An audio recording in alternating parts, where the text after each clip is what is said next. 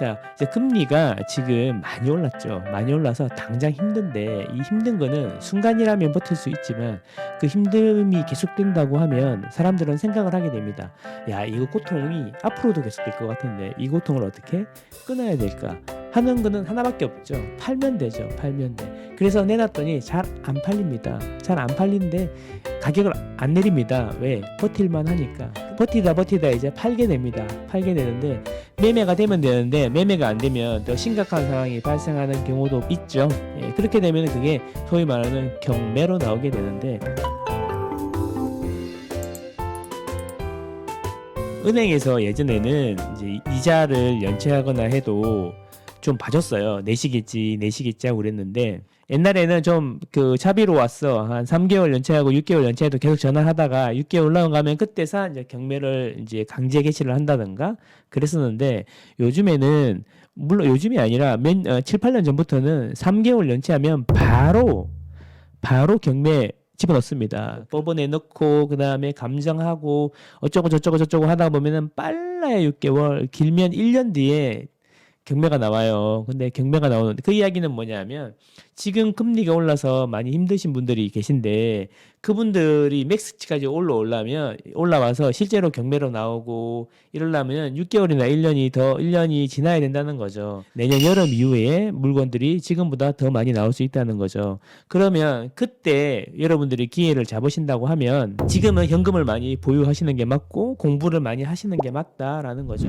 물론 그렇게 안 될 수도 있습니다. 안 될 수도 있지만 항상 우리는 무언가를 배운다는 게 중요한 거죠. 아무것도 안 하고 배우지도 않고 누워있고 집값이 올라서 너무 약 오르니까 떨어지기만 기대하고 이러면 사회의 발전도 없고 개인의 발전도 없는 겁니다. 지금 그래서 경매나 예금 적금에 관심을 많이 가지는 게 좋겠다. 이런 생각을 해봅니다. 선생님, 빌라 전세 가격 내려도 안 나가요.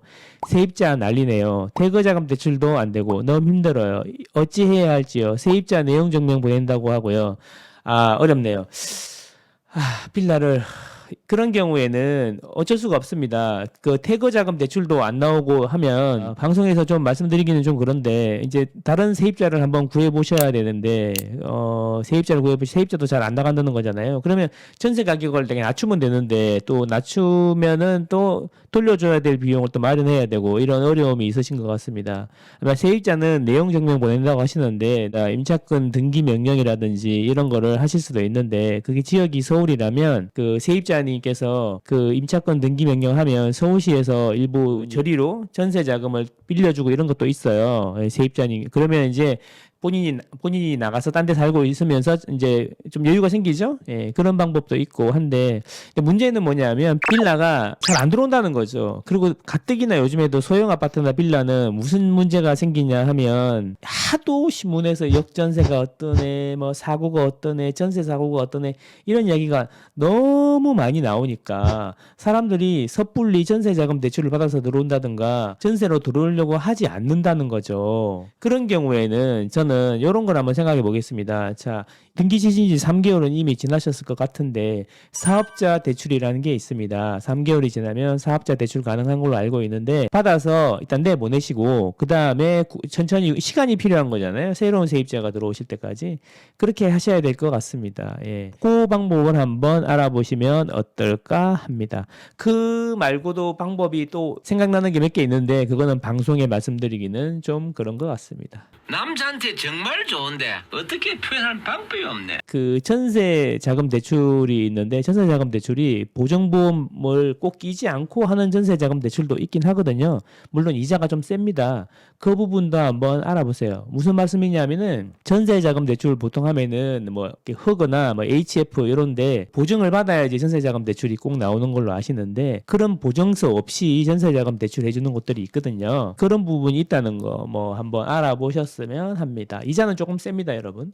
그리고 이제 지금 11월, 12월인데 대출을 많이 해가지고 한도가 많이 떨어지는 금융들이 많아요. 금융권들이. 뭔 소리냐면 1년에 총 100억을 대출을 하기로 계획을 했는데 이미 10월 달에 100억까지 대출이 됐다면 11월, 12월에는 대출을 중단하는 경우가 있어요. 그래서 이제 대출문이 닫히는 경우가 생기는데 그런 부분들이 있기 때문에 빨리빨리 알아보시는 게 도움이 되실 것 같습니다. 네, 이거는 어디까지나 거래가 안 되기 때문인 것 같습니다. 그러니까 정부에서는 오르고 내리고를 떠나서 거래가 되는 정책, 전세도 월세도 매매도 거래가 좀 되게 해주는 정책을 해야지 너도 살고 나도 사는 게 아닌가 싶은데 뭐 하고 있는지 모르겠습니다. 요즘에 정신 좀 차리고 희룡이 오빠 뭐 좀 해봐. 예. 네, 그랬으면 좋겠네요. 예. 국민들을 위해서 열심히 뛰겠다며 열심히 좀 뛰어봐 좀. 이렇게라도 해야지 사이다 같지 않습니까? 호공의 삿대질 한번 해봤습니다.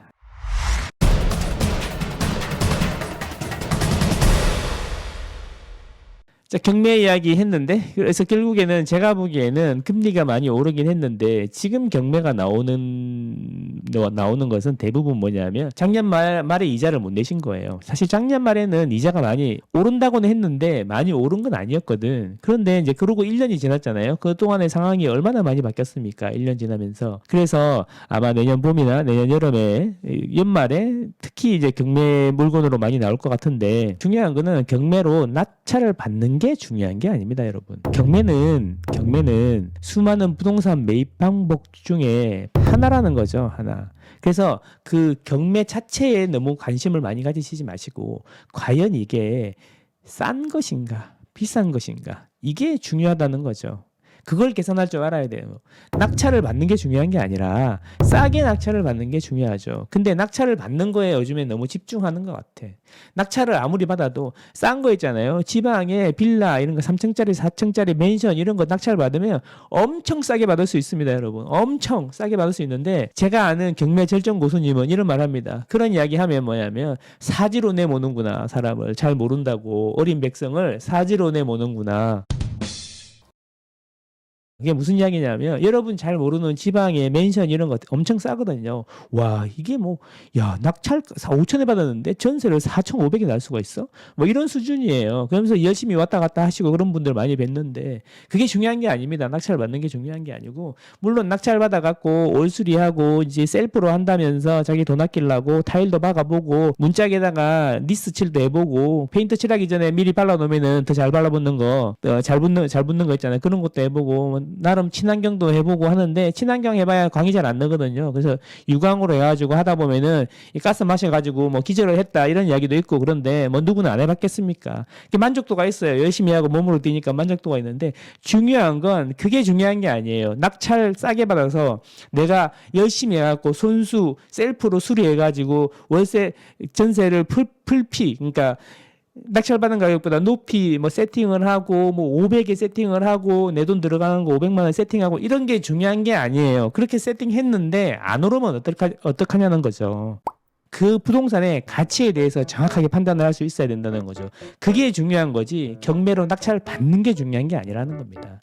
그래서 여러분은 항상 이 물건의 가치를 어떻게 판단할 것이냐 요거에 집중을 하셔야 된다는 거죠. 경매는 특히 그렇습니다.